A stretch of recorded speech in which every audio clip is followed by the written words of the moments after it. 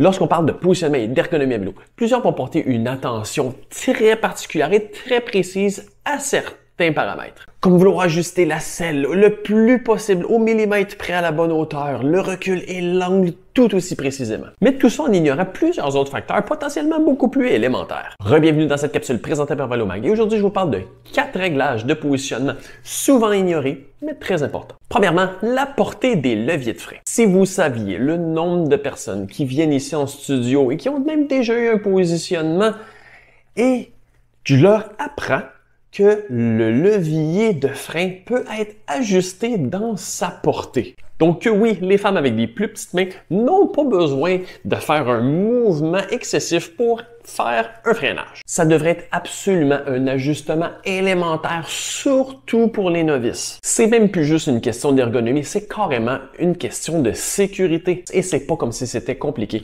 La plupart sont munis d'une vis d'ajustement très simple d'ajustement. Le but est vraiment de pouvoir assez facilement faire le crochet avec la première phalange du levier de frein. Donc si vous êtes principalement une femme ou une personne avec des plus petites mains, généralement, cet ajustement n'a souvent pas été fait et peut souvent être problématique. Parce que d'origine, la position est presque toujours au plus loin. La rotation du guidon et des leviers de façon indépendante. Je vois souvent l'erreur faite de vouloir relever la position des leviers pour avoir une position un peu plus confortable, de vouloir relever les cocottes, dans le fond, des leviers vers le haut, mais en faisant la rotation du guidon au complet plutôt que de façon indépendante sur le guidon. Le problème de cette situation que je vois de façon très régulière, c'est que finalement, on fait une rotation du guidon et la partie inférieure ou les drops devient beaucoup moins accessible. Elle devient loin et avec une position des poignets beaucoup moins naturelle. En plus de créer une portée avec les leviers qui est plus grande que si on fait un ajustement de façon indépendante. C'est-à-dire d'ajuster la rotation du guidon de façon indépendante, avoir une bonne prise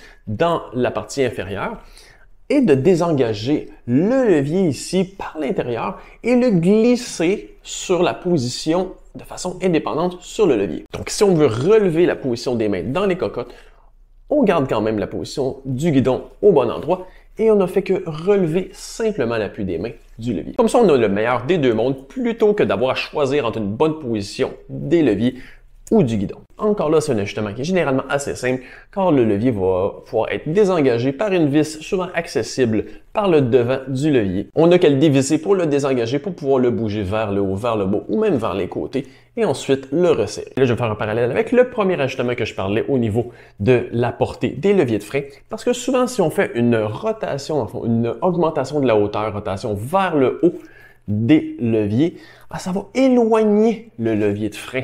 Donc, c'est possible que si on fait cet ajustement, on va avoir besoin de recalibrer la portée du levier de frein. Numéro 3, la largeur de pédalage. On parle souvent de l'importance du recul de cale ou même de la rotation, mais la largeur, on en parle très peu. Pourtant, évidemment, les demandes en fonction des différents individus vont beaucoup varier. Comme par exemple, si on est une personne qui va avoir des hanches plus larges ou surtout aussi une rotation des pieds vers l'extérieur, on va avoir besoin d'avoir plus de dégagement vers l'extérieur du pied pour avoir un bon alignement ou éviter d'avoir de frottement avec la manivelle de pédalier. Donc pour ce faire, on parle de la position latérale de la cale. Si on veut aller avec le pied légèrement plus vers l'extérieur, on doit amener la cale plus vers l'intérieur du pied. Et vice-versa, si on veut le pied davantage vers l'intérieur, on doit placer la cale davantage vers l'extérieur. Mais souvent, cet ajustement peut être insuffisant. Et là, il faut aller vers des corrections un petit peu plus avancées comme des espaceurs au niveau des pédales. Et aussi, sinon, ça peut être le remplacement des pédales pour des pédales avec des axes plus longs. Donc, c'est un ajustement qui est très important pour réduire potentiellement les douleurs aux genoux, les douleurs aux pieds. Et finalement, un paramètre qui est souvent très ignoré et qui fait une grande différence, on parle du support plantaire. Oui, on pense souvent beaucoup d'attention au modèle de selle, la position de la selle pour avoir l'ergonomie d'appui sur le point de contact, le mieux, le plus optimisé. Mais pourquoi que l'autre contact des pieds, qui est extrêmement important, est tout à fait ignoré, que finalement on met des semelles vraiment de base dans les chaussures et on n'a aucune considération pour évaluer, de la remplacer pour quelque chose qui serait beaucoup plus adapté à notre ergonomie. Faire une évaluation de base de sa structure plantaire pour remplacer la semelle pour quelque chose qui va être beaucoup plus adapté à sa structure plantaire peut faire d'énormes différences. On parle d'augmentation du confort, d'augmentation de la stabilité qui peut réduire les douleurs aux genoux,